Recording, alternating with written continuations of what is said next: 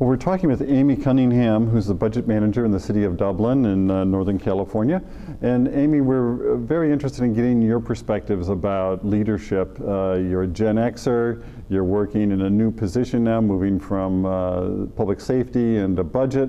What do you see as some of the key things in leadership? How are you trying to make your mark as a leader? What do you think new generations can do to provide leadership examples for others? This is a great opportunity for me. The city manager is letting me kind of create this position and make it something that's successful. She's been very supportive and letting me take initiative and starting to make some organizational change that will help us move forward. Well, what are you doing to help this work? It's a new role for me, and it's a new role for our organization, actually. So there is a lot of shaping of what it is and what it means to have this position. One thing that I do try to do, because it's an opportunity for me to learn and grow and develop some not only technical skills but leadership skills within the organization, I try to bring staff from other departments in who may not have the leadership opportunities within their departments in their existing kind of technical roles. And help bring them into some other pieces of the city organization and help them learn and grow and develop some other kinds of skills.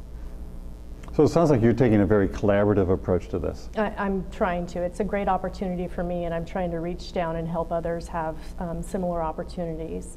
People have done it for me, and so I want to do it for others. Yeah. I'm trying to recall, is your city manager a Gen Xer?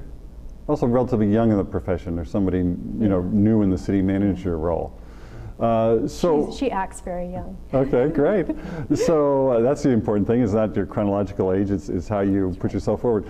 So what would you say are some of the ways in which maybe you and your city manager, and maybe the two of you together, are trying to create a little different stamp on the organization, a little different way of doing things?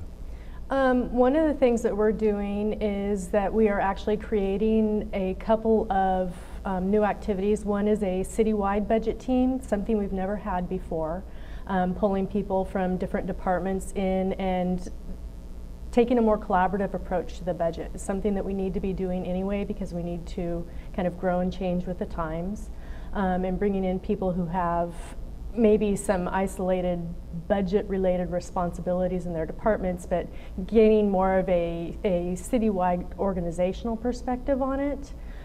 So she's allowing me to do that, and that becomes more of a support network, not just for me because I'm trying to learn what I'm supposed to be doing, but for them as well, as we face things that we never thought we would be facing as far as the fiscal crisis is concerned.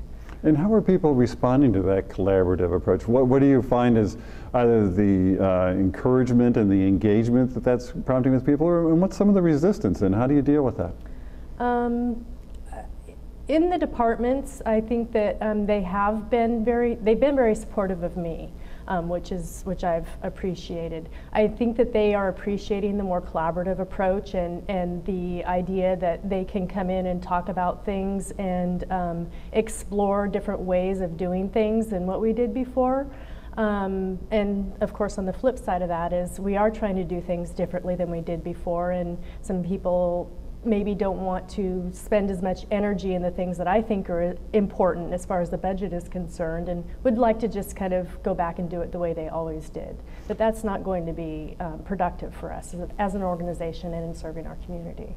So when you encounter that kind of hesitancy or resistance, what have you found as some good leadership skills to help turn that kind of situation around? Actually, that's something that I continually ask myself and struggle with. So some things that I have done to help me outside of maybe organizational support and looking to my managers for some assistance in that area, I've gone out and sought experienced managers in other organizations, and I've enrolled in a certification program that's a little bit outside of my specific technical area. It's in conflict resolution.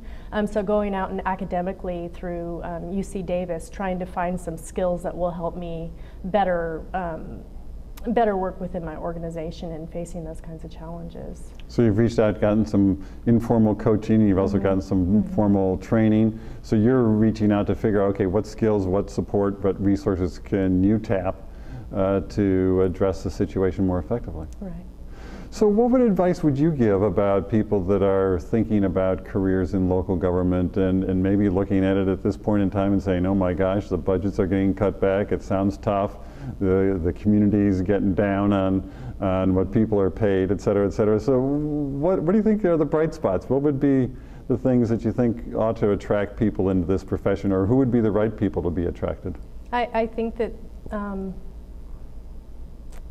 there is some legitimate concern there, but the positive side is that, you know, if your heart is in it and you feel like you are going out and you really want to serve your community, local government's the place to be. You can have a direct impact on the residents of your community, and you can do some things that they really value. So stick with it, and yeah, it is hard, and it's hard to get in now because positions are being eliminated, but it's definitely worth the effort. And what are some ways, some on-ramps for people to get into the profession now in these difficult times? What would you suggest that they do or consider doing if they wanted to get in at this point in time, even though it's kind of tough economically? I'd say that they really need to reach out to the professional organizations that are supporting the people in the profession. Networking is very important.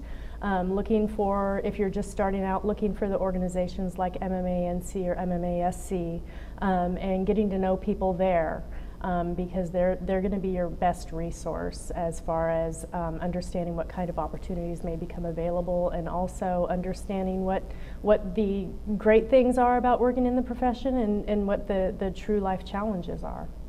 Okay, well, thank you very much.